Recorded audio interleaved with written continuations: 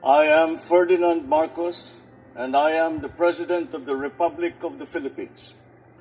I stand today on behalf of 110 million Filipinos. Hello people and hello universe, it's me again. Shoutout sa inyo mga kababayan and of course sa Marcos Loyalists and supporters na ako. Mayroon tayong updates ngayon. Ito po si Attorney Gadon. Alam po natin very certified Marcos Loyalist ito. Well, bumanat na naman talaga, no? Tungkol dito sa mga dilaws dahil anniversary ng EDSA ngayon. Kaya pakinggan nyo guys yung kanyang sinasabi, no? At mayroon pa siyang sinabi dito, no? I-correct lang natin yung sinabi niya kasi mayroon na, sabi niya kasi pangako, hindi, pangarap po yun, no? Yung 20 per kilong bigas ni Pangulong Marcos Jr. Kasi may video po yan na napanood natin na ang sinabi ng Pangulo kasi ay pangarap lang po yun, no? Nagkamali lang si attorney. So, dahil dyan mga kababayan, kung tutuusin na, sabi ko lagi, no, bago kayo kumuda ng kumuda, alamin nyo muna yung mga puon na sinasamban nyo, kung may pagkakamali o wala.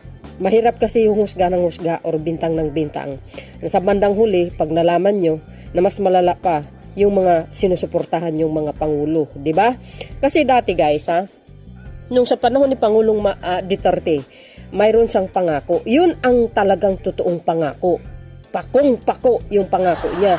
Ang sabi niya kasi, pangako niya, gagawin niya kasi 7 to 15 kilo ang bigas. Hindi po nangyari yun, mga kababayan. At sa panahon niya, for the first time in the history of the Philippines, nangyari ang 1,000 per kilo ng sili. Huwag niyo sabihin hindi totoo, mag-research kayo para alam niyo, ha? So, dahil dyan, mga kababayan, no, sabi nga natin, bago kayo magsalita, mag-research muna kayo, okay? Para hindi kayo mapapahiya sa bandang huli.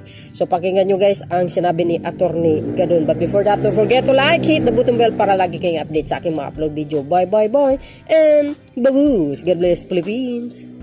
Ngayon ay February 25. Alalahanin natin na itong petsa na ito, February 25, ang isa sa pinakamalagim na yugto ng kasaysayan ng ating bansa maraming taon na nakalipas. Dahil dyan ay namayani ang mga dilawan na nagpahirap sa ating bansa at naglugmok sa ating ekonomiya at pumigil sa pag-unlad ng ating bansa. Kaya yan ang ating iisipin na leksyon sa kasaysayan ng Pilipinas. Kaya ngayon ay tayo ay wag nang maniwala sa mga propaganda at mga reklamo na wala namang katuturan. Sinasabi nila na yung bigas daw ay hindi na naging 20 pesos. Talagang nagkaroon ng matinding problema sa buong mundo sa bigas sapagkat nagkaroon ng Ukraine War. Noong pinangako yan ni Presidente Bongbong Marcos ay wala pa yung mga elemento ng pagtataas ng bigas kagaya na lamang ng Ukraine War sapagkat dyan nanggagaling ang mga murang abono at pataba sa lupa para magkaroon magandang pag-ani sa palay. At ngayon din ang panahon ng drought, yung El Nino ay talaga namang lahat ng bansa, mga rice-producing countries ay naapektuhan din. At yung mismong mga bansa na may malalaking mga ani ay nagpigil ng kanilang pag-export sapagkat sila rin ay nagkakaroon ng krisis din sa bigas. Ang katotohanan, ang Pilipinas ang isa sa may pinakamababa na bigas, pinakamababang presyo. Kung dito lamang sa Southeast Asia ay makikita natin na mayroong mga bansa na mas maunlad, na mas mahal ang bigas. At yung pagmamahal naman ng mga bilihin ay buong mundo ay nagmamahal ang bilihin, hindi lamang sa Pilipinas. At yan ay matapos ang pandemya ay unti-unti naman tayong bumabangon. Kaya huwag kayong maniwala dyan sa mga paninira ng iba na hindi daw nakamit yung pinangako. Noong panahon din ni Presidente Duterte, ang pangako sa atin ay 15 pesos lang ang bigas. Hindi rin naabot yun. Gustuhin man niya, may mga external factors na hindi natin mapigilan.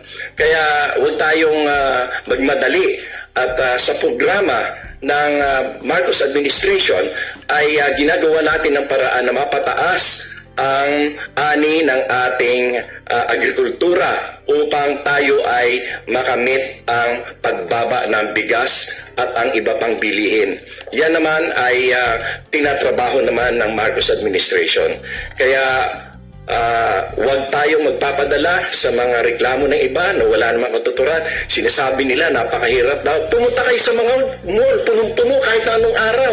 Pumunta kayo sa kalye, napaka-traffic, ang daming bagong kotse, ang dami may pambili ng gasolina, ang dami may pambili ng sasakyan. Paano mo nasasabi naghihirap mga Pilipinas? Correct. Pumunta ka sa mga mall, nakikita mo, hindi lamang mayayaman yung sinasabi nila na nagkakaroon ng panggastos, kundi kahit na sino na nagkakaroon ng pagkakataon na mamili at gamitin ang kanilang pera.